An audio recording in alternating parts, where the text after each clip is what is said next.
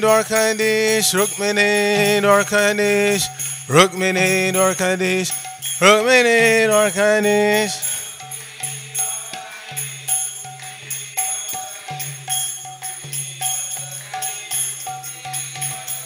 Jaya Jagannath, Jaya Jagannath, Jaya Baladeva, Jaya Subhadra.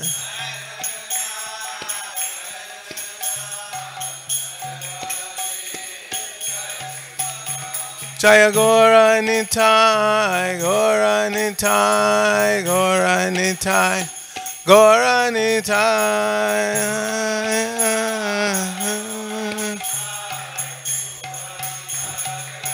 Jaya Jaya Prabhupada, Prabhupada, Prabhupada, Jaya Prabhupada.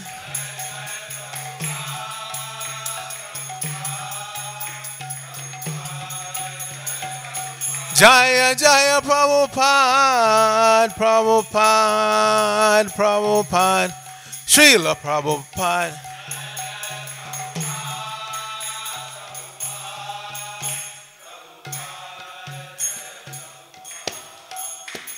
Gaur Premanandi, Hari Hari Bol, Jai Om Vishnu Pad, Paramahansa for the Project Acharya Asatara Sata Sri Sriman, ISKCON BBT Founder Acharya Divine Grace, A.C. Bhaktivedanta Swami, Srila Prabhupada Ki Jai, Grantaraj Srimad Bhagavatam Ki Jai, all glories to the seven devotees, all glories to the seven devotees, all glories to the seven devotees, all glories to Shri Shri Guru and Gauranga, Guru Srila Prabhupada.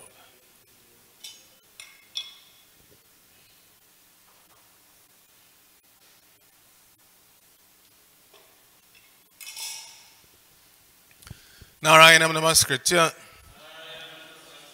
Naram Chaiva Narottamam Deving Saraswatim Vyasam Tato Jayamatirayat.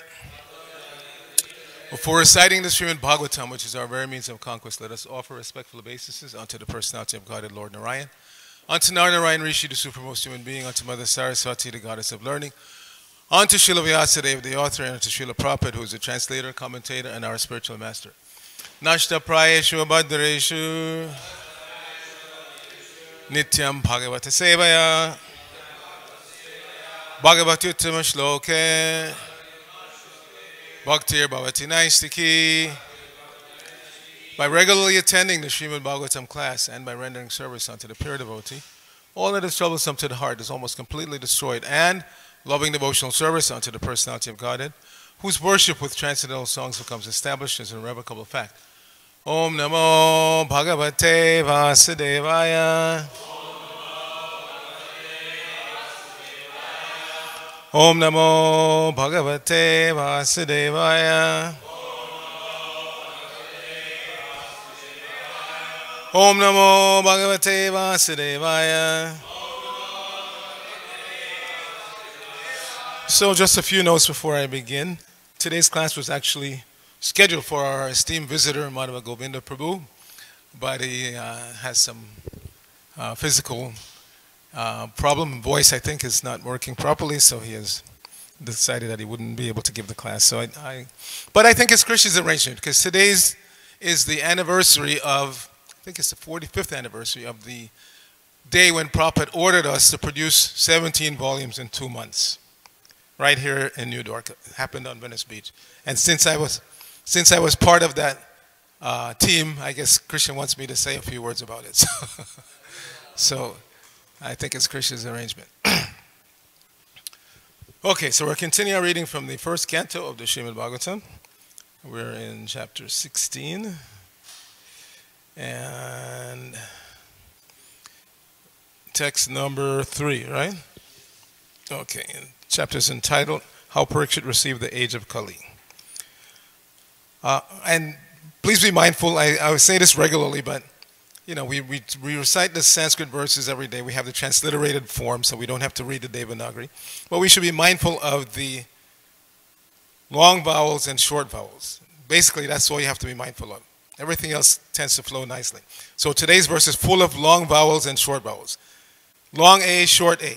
So like the first word is Ajaharashva, not Ajahar. which is our natural tendency. We say ajaha, but it's not. The first one is long, not the second one. So it's ajaharashva, okay? Ajaharashva. Maidangs. Trin. Gangayam. Puri. Dakshinan. Sharadatvam. Gurum. Kritva. Deva. Yatrakshi. Gocharaha. And again, this is another one that we have problems with. When the H with the dot under it is on the end, and it's just short A, it's aha. But if it's a long A, it's aha. We still say aha, even if it's a long A. So that's another one to watch out for. So, Ajahara Shamedang Strin. Gangayang Puri Dakshinan. Sharadvatang Gurung Kritva. Deva Yatrakshi Gocharaha. See, it's not aha, it's aha. I just said that and you're still doing it. Gocharaha. Forget the H. If you just saw G-O-C-A-R long A, you'd say Gochara, right? Right. But with the H, it's Gocharaha. Okay. Ajahara Shamedang Strin. Gangayang Puri Dakshinan. Sharadvatang Gurung Kritva. Deva Yatrakshi Gocharaha. Ajahara Shamedang Strin. Gangayang Puri Dakshinan. Sharadvatang Gurung Kritva. Deva Yatrakshi Gocharaha.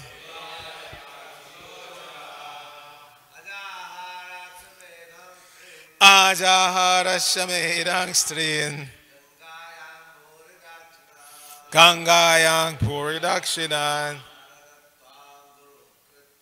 Sharadatwang Gurung Kritva. Deva Yatrakshi Gocharaha. Ajahara Shamedang Strin. Gangayang Puri Dakshinan. Sharadvatang Gurung Kritva. Deva Yatrakshi Gocharaha.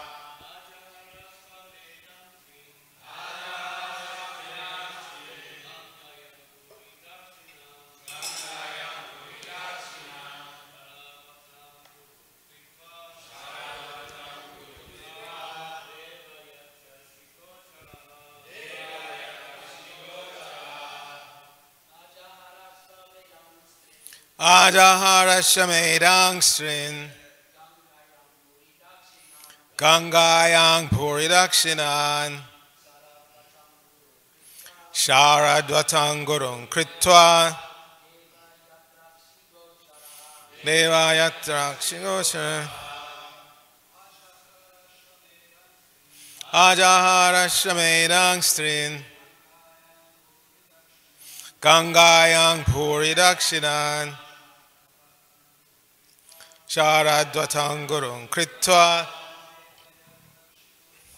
Deva Yatrakshi Gocharaha. Vaishnavis. Ajahara Shamedang Strin.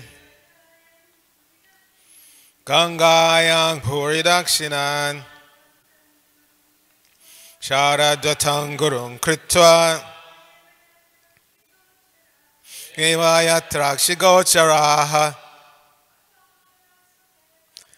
Ajahara Shamedang Strin. Gangayang Puri Dakshinan. Sharadvatang Gurung Kritva. Deva Yatrakshi Gocharaha. Okay, synonyms. Ajahara, performed. Ashwamedhan, horse sacrifices. Yatrin. 3. Gangayam. The bank of the Ganges. Puri. Sufficiently. Dakshinan.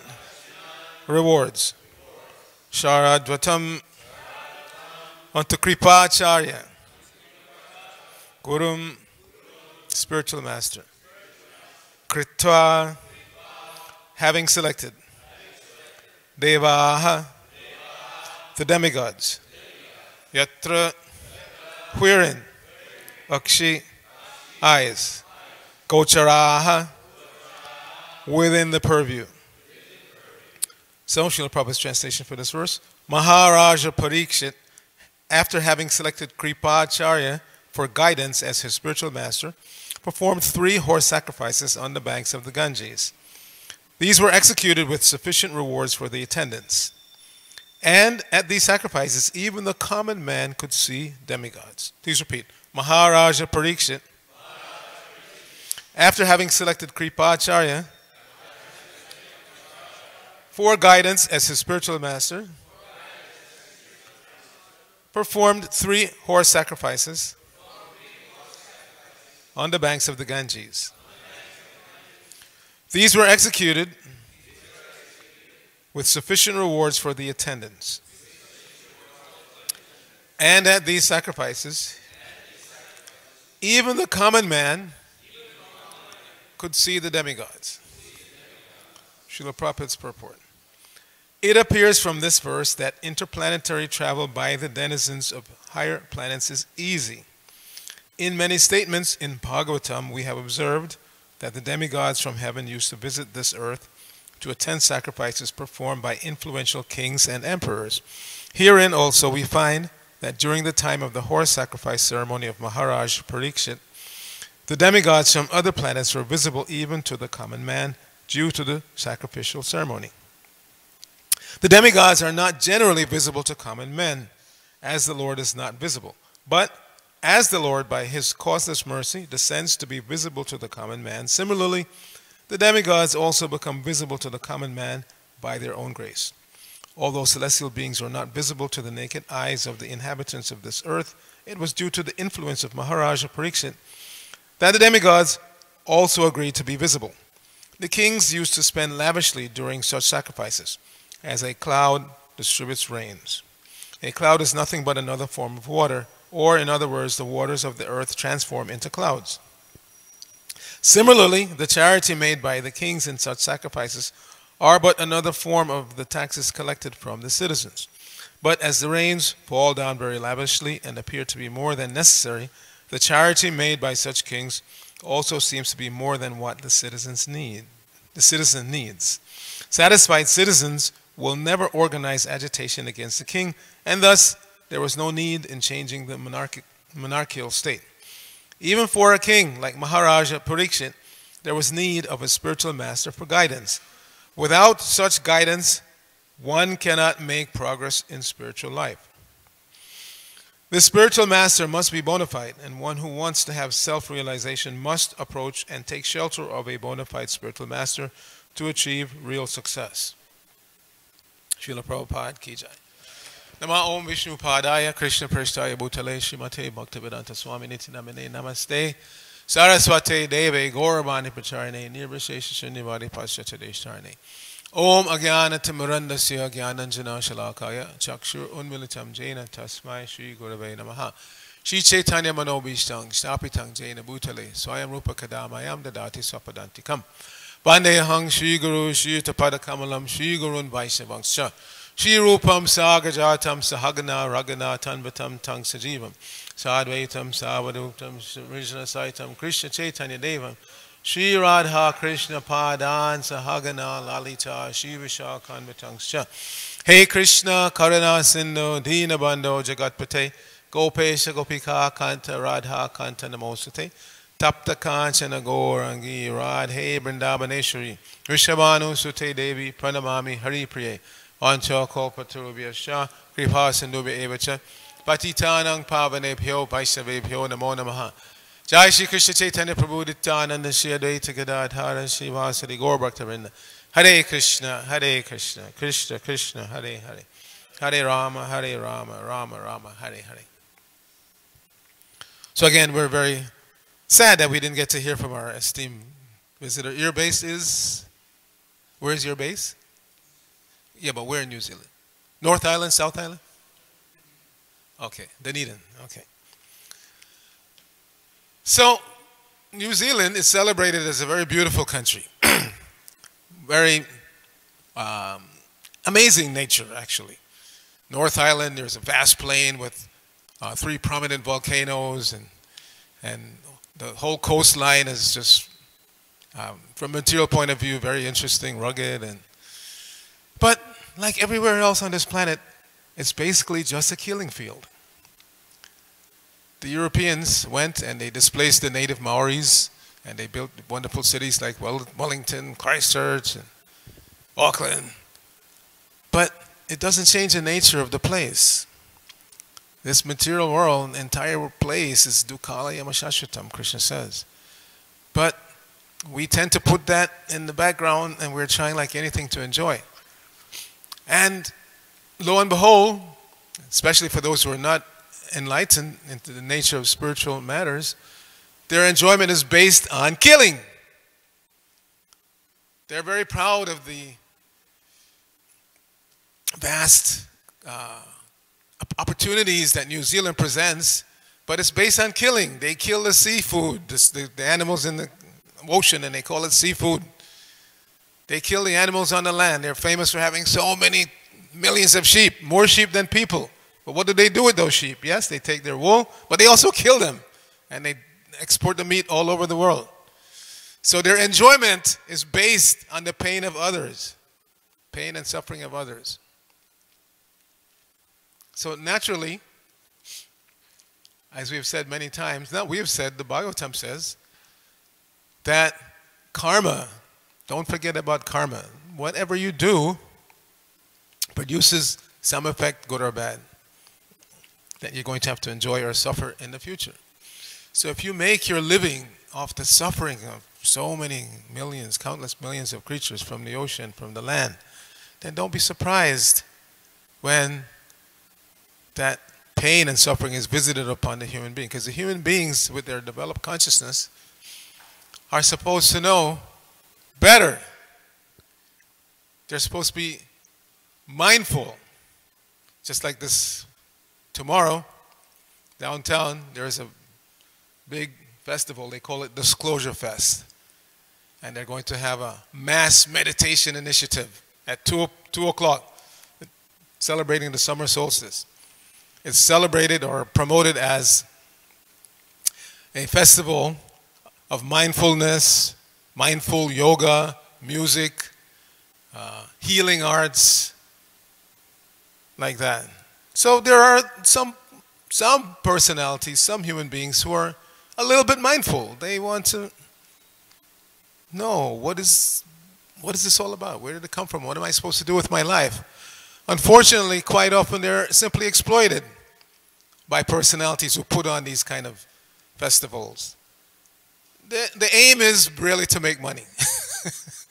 I know personally some of these people who are promoting these festivals, and they're not interested necessarily in sending people back to home, back to Godhead. They're looking for the green. Come, yes, we have the best vegan food, $5 for a vegan burger, or $12 at such a festival, I'm sure, not just $5.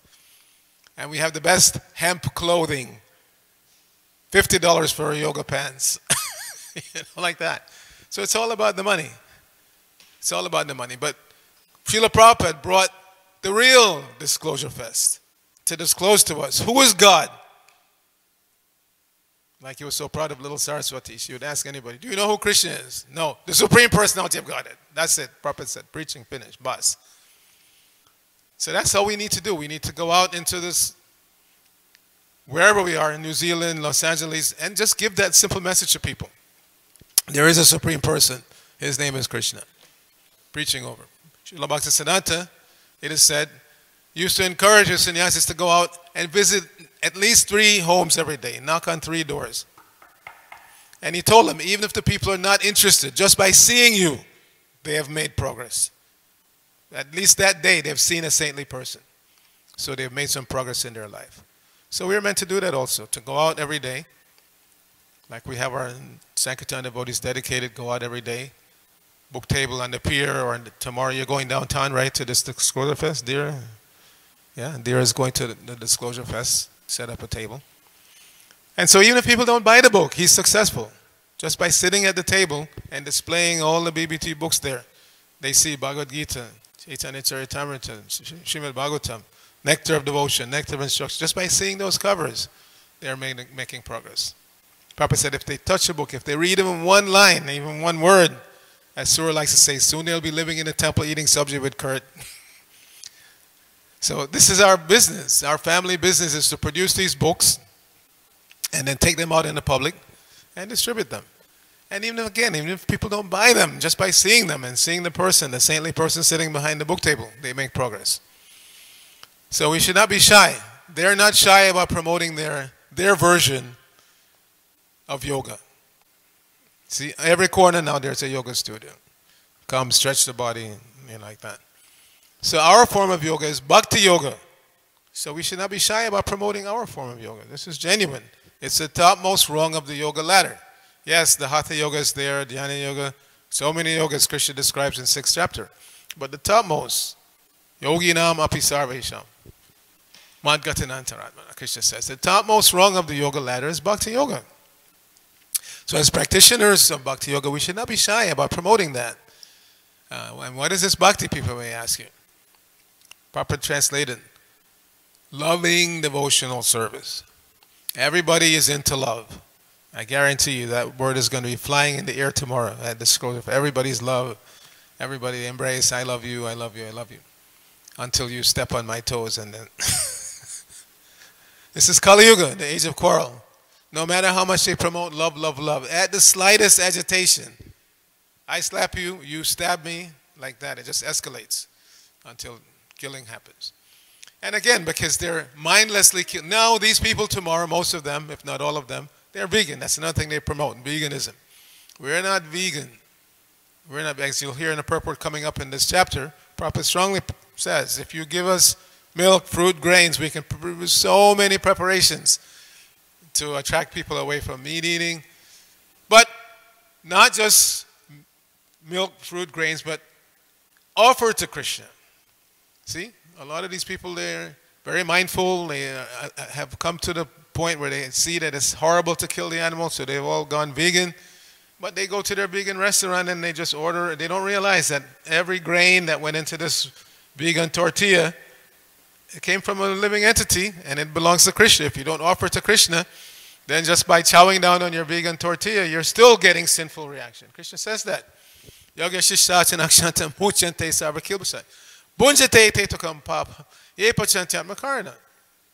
those who are devotees, they're excused, they're relieved from any sinful reaction because they offer what they eat in sacrifice before they eat it.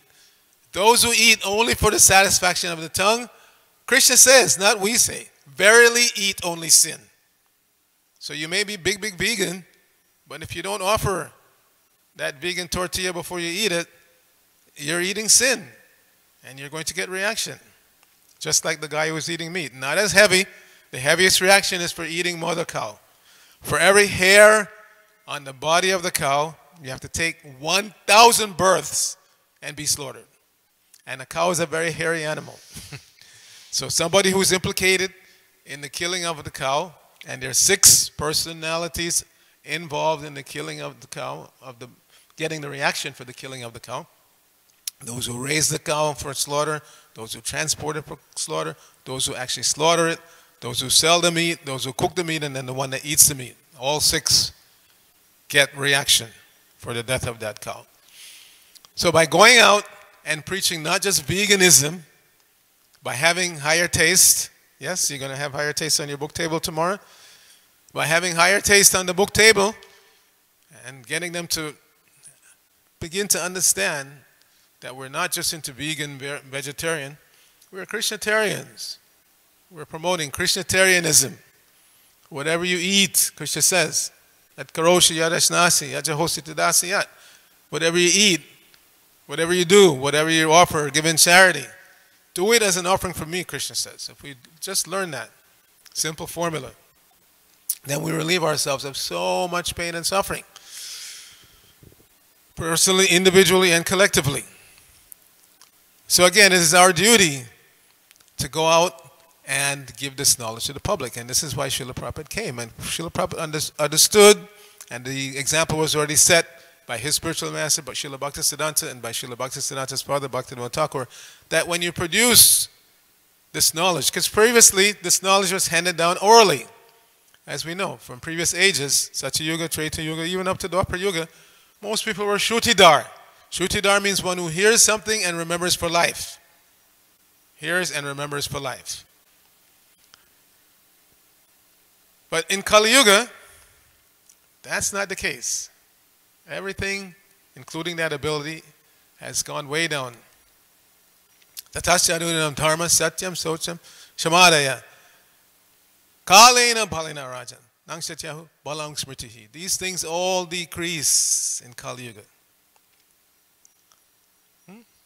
Satyam, truthfulness, socham, cleanliness, shama, tolerance, peacefulness, daya, mercy. And why is all this going down? Kalena balinara. Just by the strength of Kali. Just like we're here now, we're in this chapter, how Parikshit received the age of Kali. He knew what was coming. So from the very first sign, he was ready to kill Kali personified. Because he knows that in this age, all the finer sentiments of human beings disappear. There is no mercy anymore. Prabhupada said when he came here, he noticed that somebody could be killed in front of another person. They just keep going. It's not my business. No mercy, no tolerance. You can't tolerate even a slight insult, even a subtle so-called disrespect. You know, I grew up in New York, and if you look at somebody the wrong way, why are you looking at me like that? Who do you think you are? I'll cut you. They threaten you right away, just from a look. No tolerance of any disrespect, but they themselves are not respectful. They don't even know what respect means. How to respect, first of all, the Brahmanas. Go Brahmana Tayacha. Krishna is himself very respectful to the Brahmanas and personally takes care of the cows. So how much pain and aggrieved is the Lord when we disrespect a Brahmana or when we kill a cow? So you cannot satisfy the Lord in that way, by being disrespectful to Brahmanas in Brahminical culture and by killing cows. One can never satisfy the Lord. Never. Go Brahmana Hitayacha. Jagaditaya Krishna Govindaya Namo Namaha. So Prabhupada came to give us this knowledge. First of all, to try his best to create Brahmanas. And it can be done, despite what so many so-called traditional spiritualists in India say. It can be done. It's stated. Sanatana Goswami especially stated. Ita kanchanati. That hangsam rasabadaneta. Tata dikshabadanena. Dvijatam ayatirnanam. That just as bell metal can be transformed into gold by an alchemical process, similarly, by instructions from a bona fide spiritual master, even the lowest born can be transformed into a Brahmana. You just have to follow. Discipline has to be instilled. Prabhupada said there's no meaning to the word disciple without discipline. It's not that you can become a disciple and then do whatever you want. There has to be discipline. One has to be trained, disciplined, how to follow the instructions of the spiritual master, what to do, what not to do.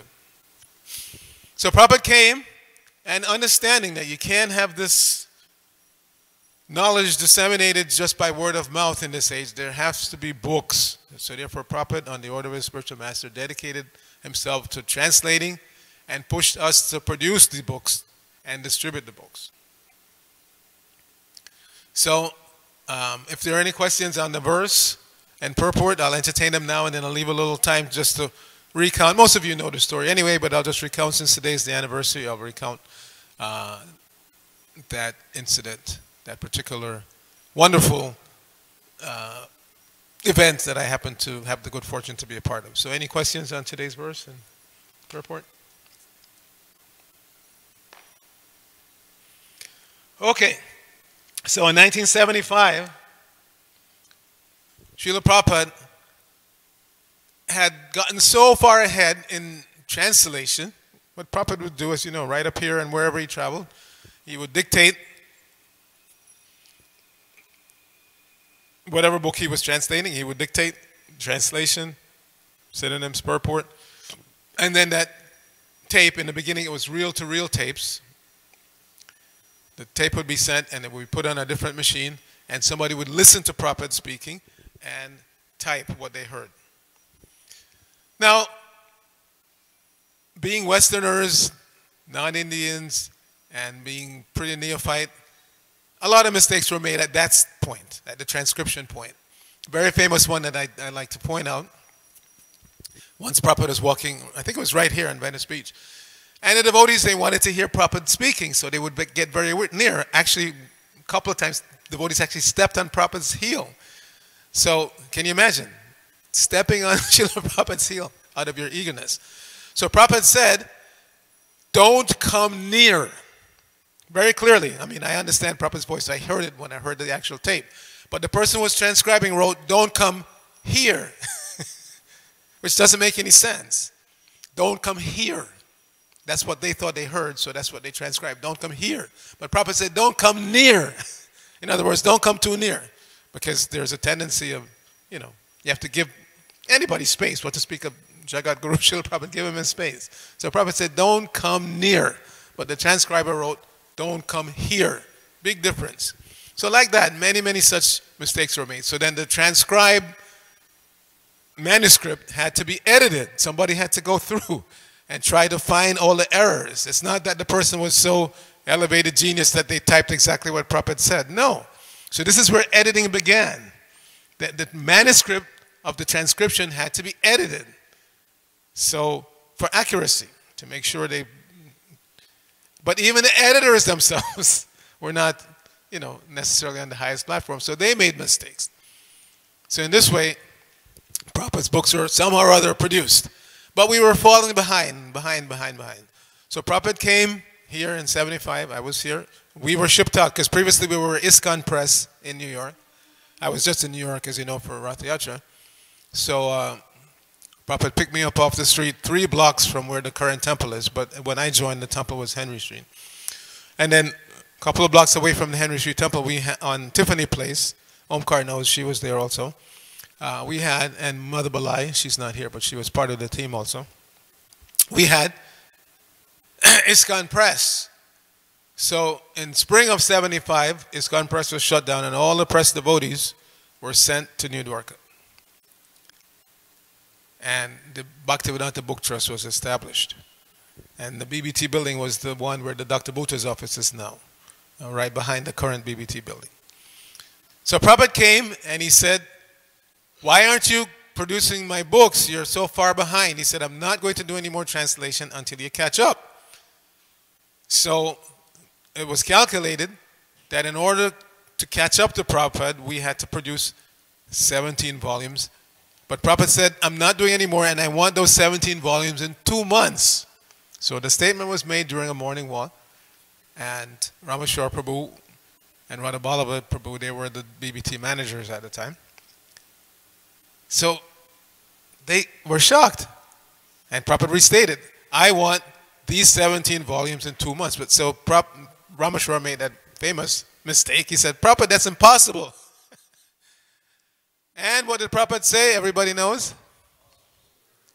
Yes, impossible is a word in a fool's dictionary. So then they realized that Prabhupada was serious. So they fell back. It was a morning walk, so they fell back and they discussed amongst themselves, and then they came back to Prabhupada and said, Prabhupada, we think we can do it. And Prabhupada was satisfied. So they made this plan of working around the clock. Because previously, we were producing 1 volume every 2 months. Now, Prabhupada wanted 17 volumes in 2 months. 15 volumes of the Chaitanya Charitamrita and 2 volumes of the Srimad Bhagavatam. So I was a brahmachari at the time. Upstairs where the store is now, the gift shop, that was a brahmachari ashram, that entire floor. And there were so many of us brahmacharis, we were sleeping like sardines. So my duty, my service at the time was running the typesetting equipment. If you've seen that movie, Brilliant as the Sun, Yadabar Prabhu and his wife made that movie, showing how the production took place. Proper dictating, and then the transcription. And then the transcribers would hand me a cassette at that point, because that's how I got involved in the BBT, in ISKCON Press, because I had learned computers in college, university. And so they brought me in to assist with the computerization. What's that? Of the book production.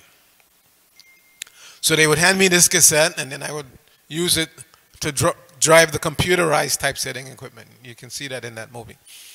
So I had to get on a very, very tight schedule. I would go to bed, take rest about 10:30, get up at 3 o'clock, shower, have half my runs done before Mangal Arti, and then after Mangal Arti, finish the other half. And then pretty much we would just go over to the BBT and stay there all day. They would bring our meals, or we'd take a little break. And so in this way, by the mercy of Srila Prabhupada and Sri Shukmini Dwarkadish, those 17 volumes were produced. And Srila Prabhupada was very, very pleased. And so he gave his blessings to everybody who participated in that marathon. And it's simply by those blessings that I'm still here.